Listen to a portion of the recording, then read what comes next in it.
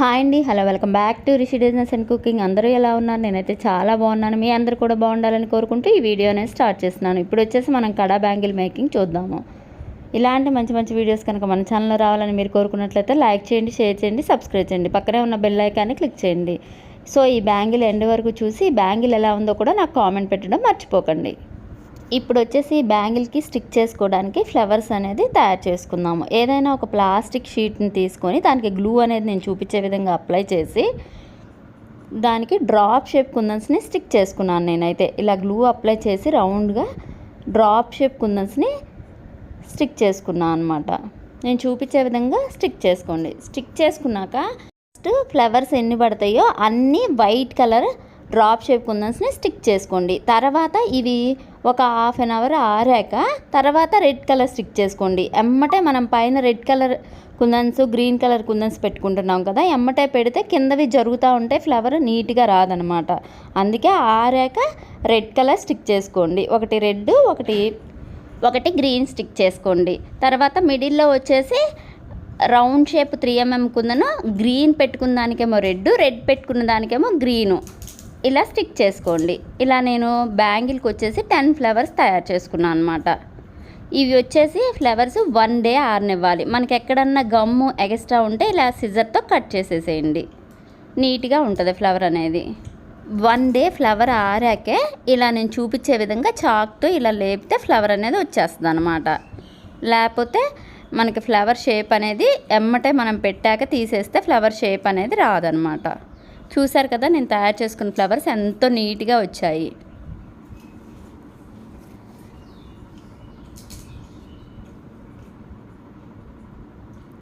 ఇప్పుడు వచ్చేసి నేను 2 కట్ కరువు బ్యాంగిల్ తీసుకున్నాను అనమాట. దానికి గోల్డ్ కలర్ థ్రెడ్ అనేది ర్యాప్ చేసుకున్నాను.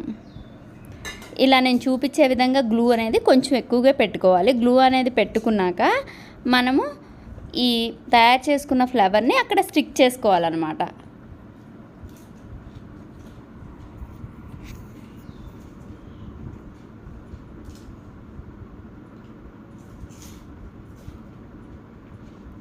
ఇక్కడ వచ్చేసి నేను ceramic kundan, square shape ceramic kundan అనేది పెట్టుకున్నాను.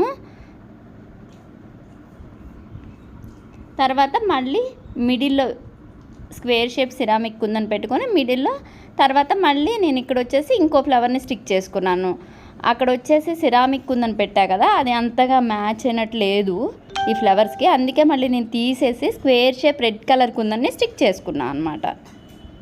ఇలా ఒకటి గ్రీన్ ఫ్లవర్, ఒకటి రెడ్ ఫ్లవర్ ఇలా మార్చుకుంటూ పెట్టుకున్నా. బ్యాంగిల్ మొత్తం ఇదే విధంగా స్టిక్ చేసుకున్నా అనమాట.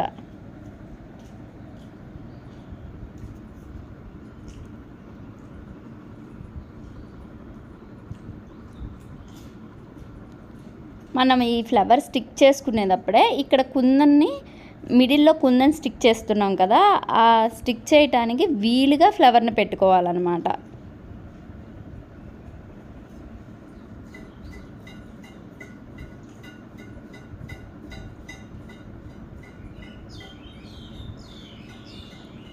ఇప్పుడు మనం గమ్ పెట్టే దగ్గర అక్కడ డ్రాప్కి మధ్యలో ఫ్లవర్కి గ్యాప్ అనేది రావాలన్నమాట. మనం పెట్టుకునేటప్పుడే ఫ్లవర్ అప్పుడే మనం రెడ్ కుందని పెట్టుకున్నాం కదా స్క్వేర్ షేప్, అది మంచిగా స్టిక్ అవుతుంది అక్కడ. ఇలా బ్యాంగిల్ మొత్తం ఈ ఫ్లవర్స్ని ఇలా స్టిక్ చేసుకోండి నేను చూపించే విధంగా.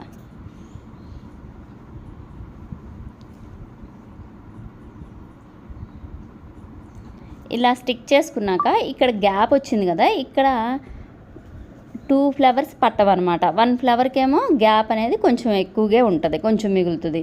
మళ్ళీ ఇంకో ఫ్లవర్ స్టిక్ చేసుకుందామంటే అది స్టిక్ అవ్వదు. కాబట్టి నేను ఇక్కడ కొంచెం డిజైన్ని మార్చి ఇలా పెట్టుకున్నాను అనమాట. కుందన్స్ని స్క్వేర్ షేప్ కుందన్స్ని ఇవి రెడ్ కలర్ తీసుకొని ఇలా పెట్టుకున్నాను అనమాట.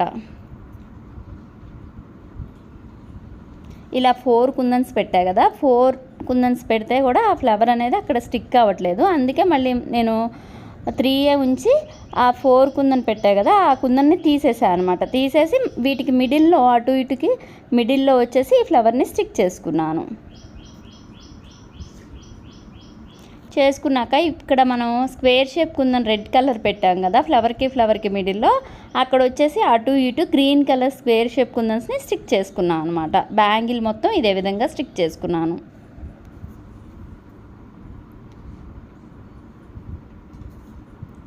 బ్యాంగిల్ మొత్తం స్టిక్ అయ్యాక ఇప్పుడు వచ్చేసి మళ్ళీ ఇక్కడ ఈ మిడిల్లో మనం గ్రీను రెడ్ స్టిక్ చేసుకున్నాం కదా, అక్కడ మిడిల్లో గ్లూ అనేది పెట్టి ఇట్లా సిరామిక్ రౌండ్ షేప్ కుందన్ని స్టిక్ చేసుకున్నాను. ఇటొకటి అటొకటి స్టిక్ చేసుకున్నాను అనమాట.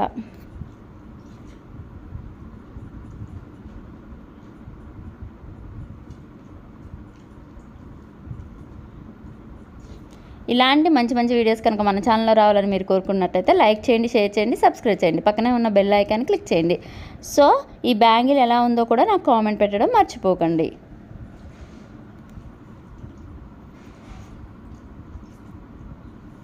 బ్యాంగిల్ మొత్తం ఇదే విధంగా స్టిక్ చేసుకోండి.